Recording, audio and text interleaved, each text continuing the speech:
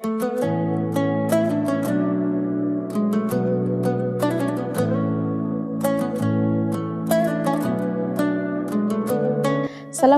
warahmatullahi wabarakatuh.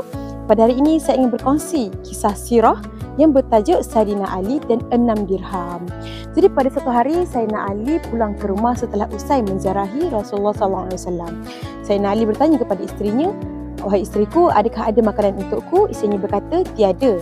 Aku hanya ada 6 dirham untuk membeli makanan anak-anak." Sayyidina Ali pergi ke pasar untuk membeli makanan berberkatkan 6 dirham tersebut.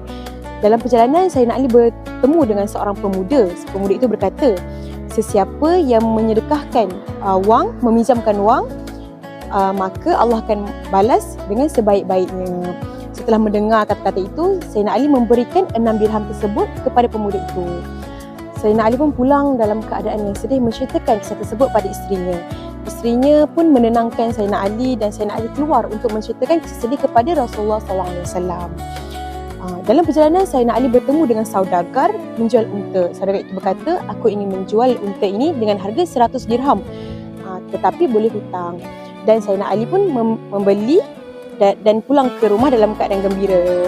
Dalam perjalanan pulang, Sayyidina Ali bertemu lagi dengan seorang saudagar. Saudagar itu ingin membeli unta tersebut dengan harga 300 dirham. Tanpa melengahkan masa, Sayyidina Ali pun bersetuju dan dia pergi ke rumah Sallallahu Alaihi Wasallam untuk menceritakan kisah gembira tersebut.